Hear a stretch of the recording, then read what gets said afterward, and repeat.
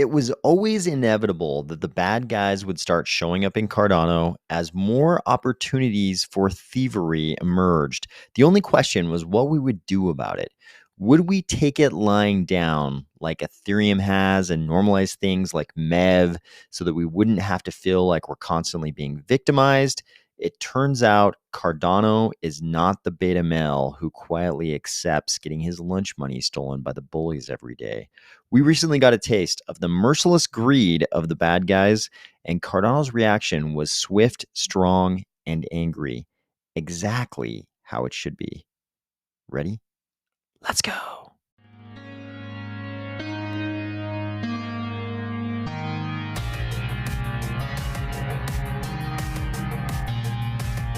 Today, we're going to discuss the recent front running reported on possibly a few of our DeFi protocols, the launch of Gucci.io, no, not the fashion house, Brian Armstrong making a very good point about how a certain US Congresswoman is treating SBF very differently than she treated Mark Zuckerberg, and IOG's recent two-part article series on timekeeping in Cardano. If you feel like an actual blockchain thief would clearly not wear something that plainly marks them as an insane supervillain, or if you're finding value in these videos each weekday, please consider delegating to the Army of Spies stake pool, ticker AOS.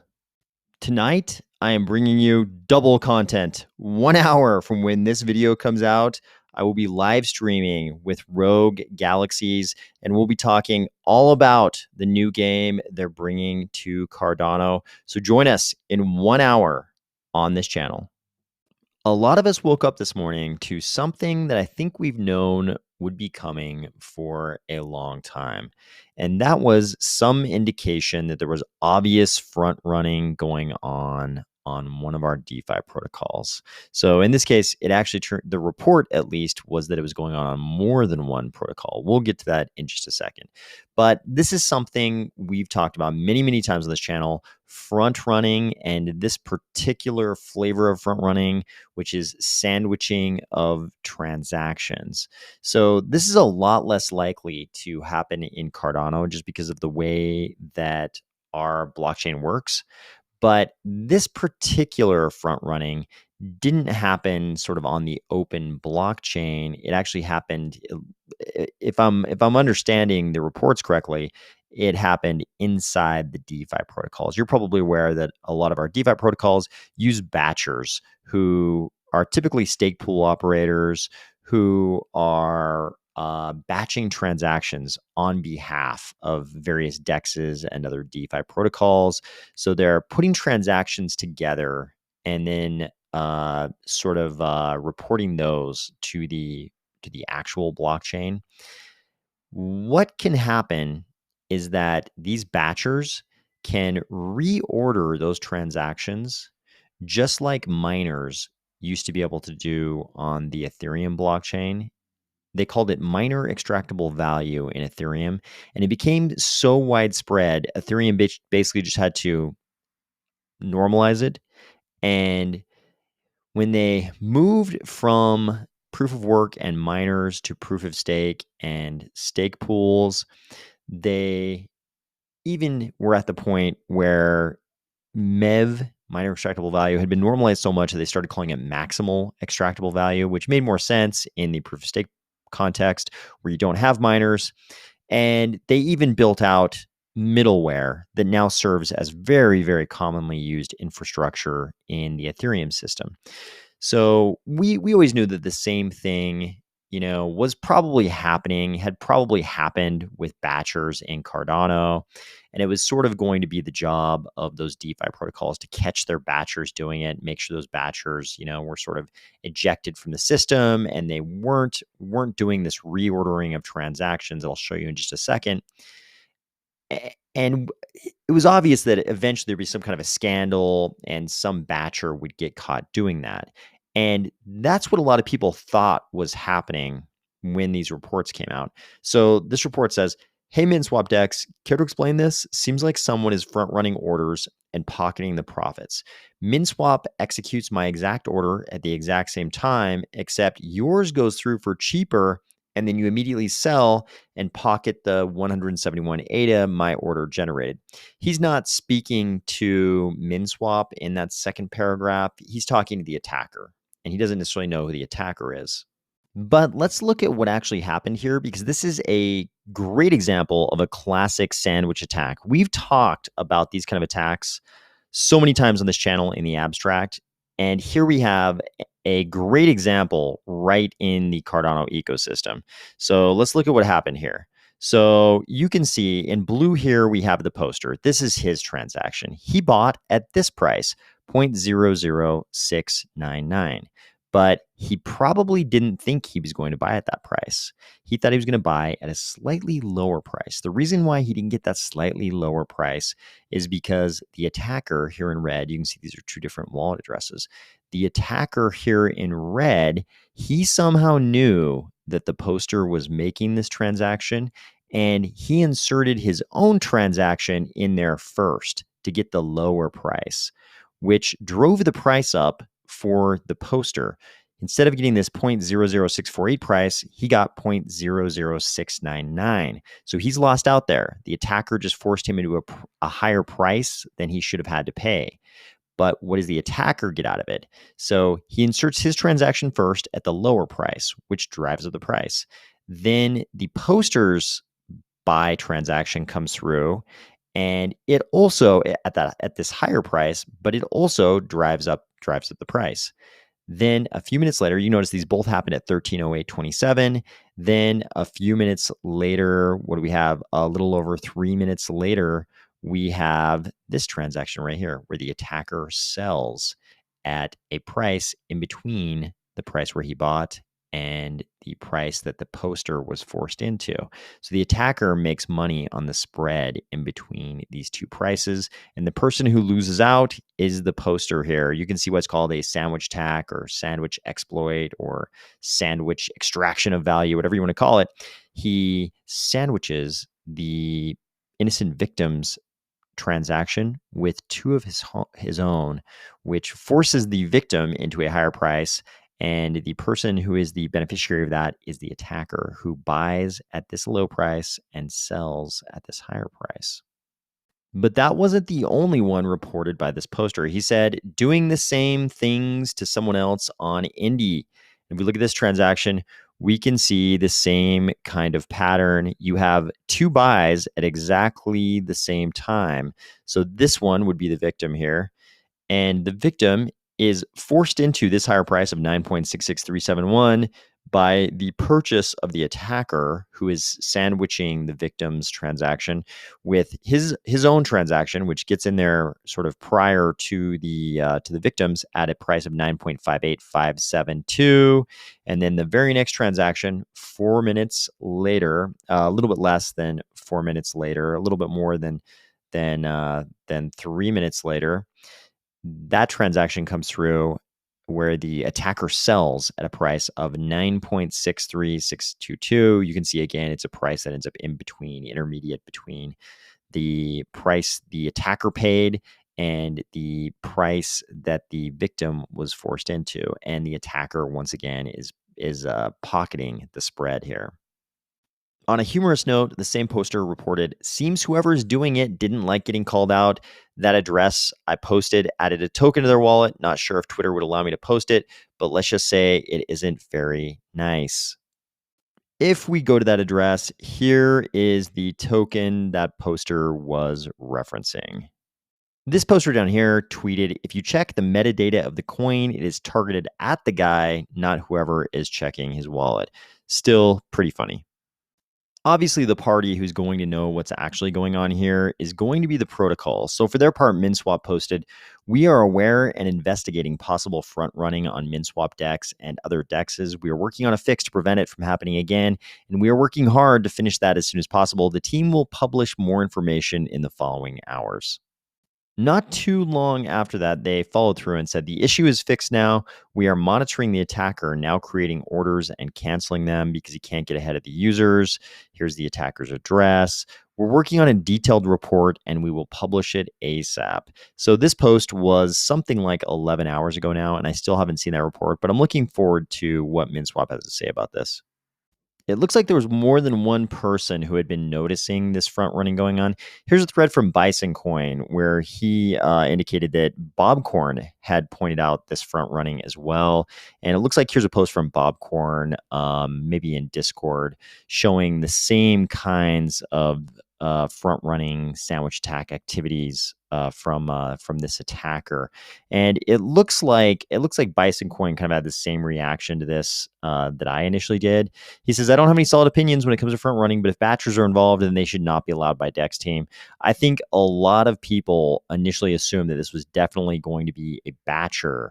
But down below here, we saw this. I don't think this is a batcher situation. This is in the block coming into the Dex before the batcher is involved. Front runner must be in a wallet, endpoint, or relay node. Bison Coin followed that up with this. Gladly, it's not batchers, it's a bug. I believe he meant bug there. It's a bug in MinSwap batcher algorithm. I found out how they are doing this. I will post a thread about this. But Yarek had a guess as to what might have been happening here. He asked, did MinSwap sort orders by slippage from lowest to largest to maximize the amount of them matched? So the attacker was just submitting existing orders, but with lower slippage. And it looks like we did not get the resolution of that, but I believe it sounds like Bison Coin is going to make another one of his big threads and explain what might have been going on here. I think two things are kind of relieving here. Number one, this wasn't a batcher, because if it had turned out to be a batcher, there's a good chance that would have been some stake pool operator that we all know, and that person would have been a very bad person. It's actually better that I think that it's just a bug in the algorithm and not that you had a person who was being trusted to do this batching activity who was actually abusing the community's confidence here. So this is better, and it sounds like MinSwap has already fixed this bug in the algorithm, and we'll get a full report on that, as well as a full thread from Bison Coin here. I'm also relieved that the community's immune response to this was so strong. I mean, there was a little bit of equivocal language, there was like one person who was kind of saying like, "Oh, code is law, if they can do it, then it's not really whatever." But I think that's the wrong approach. That's kind of the approach that was taken a lot in Ethereum, where everybody just sort of they accepted being victimized by this kind of behavior. That's not how we should do it. We should react really strongly. In this case, we had a whole bunch of people jumping on this, reporting the same kind of nefarious behavior. Almost everybody was condemning it. Everybody wanted to know who it was who was doing it. Lots of on-chain investigation. Everybody looking around very strongly and angrily trying to figure out who did this. I didn't show you a bunch of the posts where people were condemning this behavior and pretty angry that this was going on. But there was a lot of that. I think that's a healthy thing. It's much better for us to treat this kind of behavior this way than for us to just lay down and say like, code is law. Let's just go ahead and take this. This is our lot in life. We're going to get it front run every single transaction. Gucci.io has finally launched. You might remember me talking about this platform quite a while ago, and when it was still building, but it's recently launched, and they're already to the point they have 20,000 ADA in total value locked. You might know that I don't love the total value locked metric, but it is a thing. We've got 20,000 ADA total value locked and 150 live engagements. If you can't remember my previous coverage of this, you're probably asking yourself, what is Gucci.io? Is this some kind of blockchain attempt by the fashion house? This is what Gucci.io looks like. And you can do a few different things here. You can lend NFTs, you can borrow NFTs, or they've got this third thing they call HODL the line. And we'll look at examples of all these. But if you know how shorts and leverage longs work, you already know how those strategies will fit into these two functions. I'm not going to instruct you in the mechanics of how to do either one of those two things because I try not to promote DeFi degeneracy on this channel. What we will do is look at some examples from Gucci.io. Okay, here's a MusicSwap Hungry Cow NFT. And as we click in here, we find there's a HODL position. So this is a different way to think about NFT floors. NFT floors are typically discussed in terms of the minimum that a seller is willing to sell an NFT from that collection at. This is the maximum price a buyer is willing to buy any NFT from that collection at right now.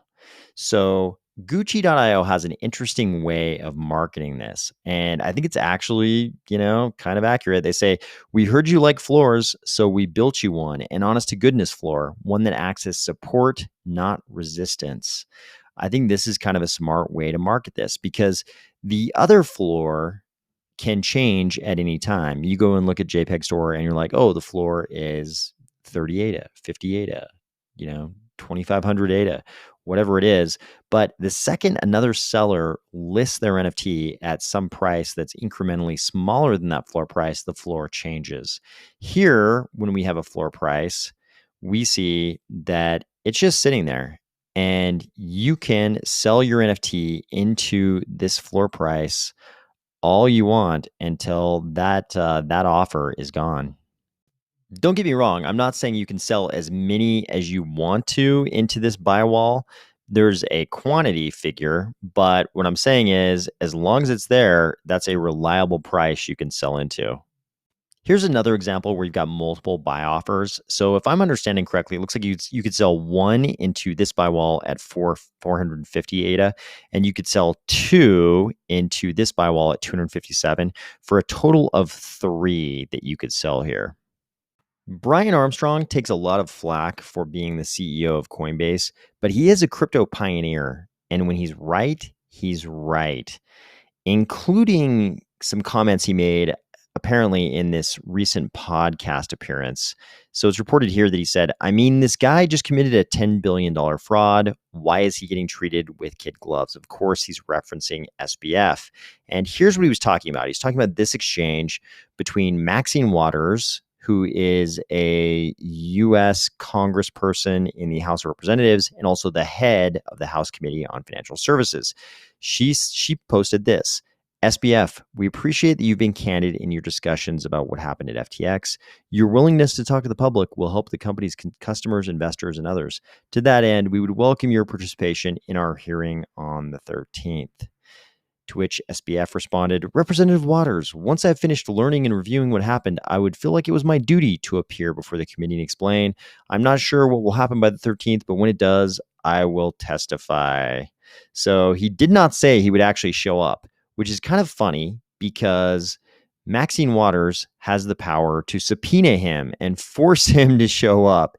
And apparently, she eventually did say that a subpoena is definitely on the table.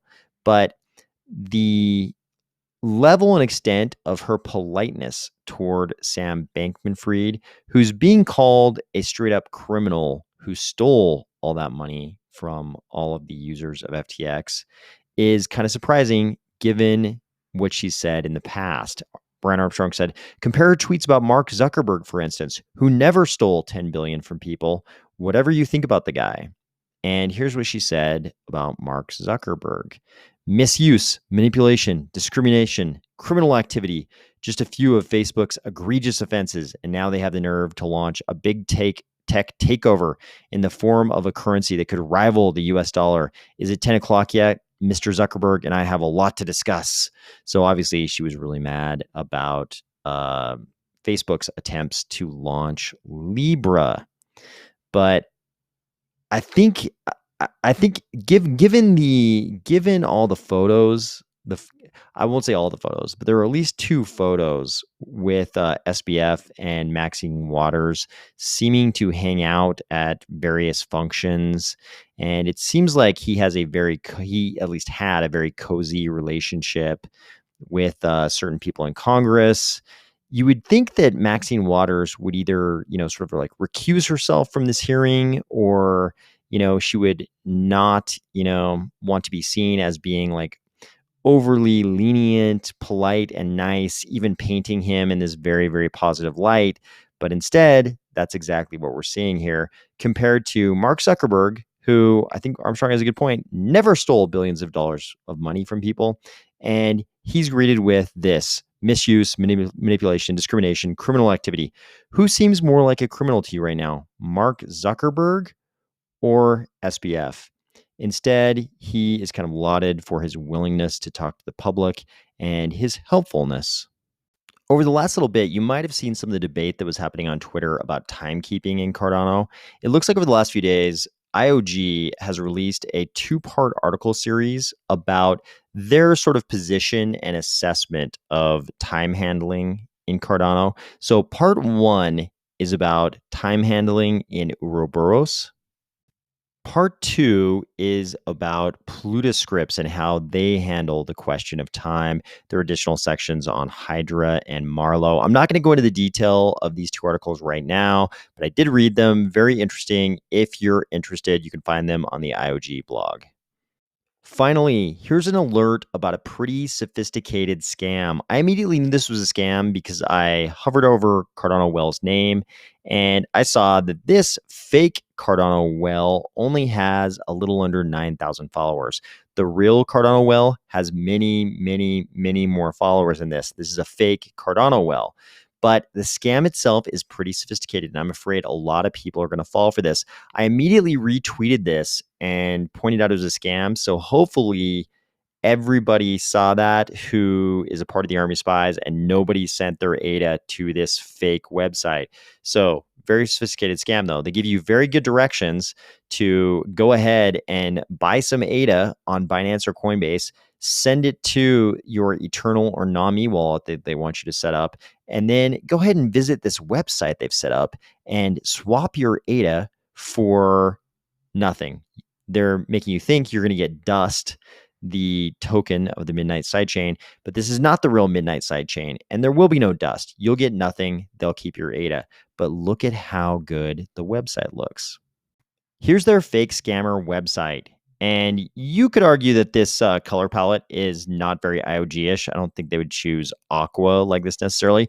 But look at this little 3D animation. That is kind of like something IOG would use. And when you come down here, you get more of these cool little 3D animations. You've got a functionality section. You've got a tokenomics section. For very observant people, maybe this tokenomics section would be a little bit of a red flag. You might remember that IOHK, Emergo, and Cardano Foundation shared much less than 25%. It was actually a number under 20%. So I think the scammers kind of made a mistake here. If they chose a number under 20%, it would have been a little bit more in keeping with the history of Cardano. They've got a featured in the press section. If you come up here, they've got a nice about section where they kind of recycle some of the same language, but they've got some new stuff involving the freedoms that we already know are associated with the Midnight sidechain. They've got a product section that goes through a bunch of IOG related products. And they've even got not a career section, but a careers section. And in the careers section, it looks like you can actually apply for a job. Who knows? Maybe you drop your resume here and the scammers will actually look at your resume. Maybe you can pick up a job, not with IOG, but with the actual scammers. That's probably not a good idea. I hope nobody in the Army of Spies got scammed by this. I hope nobody lost any ADA. There were a few minute red flags here, but this was actually a pretty sophisticated, well set up scam. I think a lot of people are going to lose money. I hope none of you did. I hope instead you're just planning for a great weekend.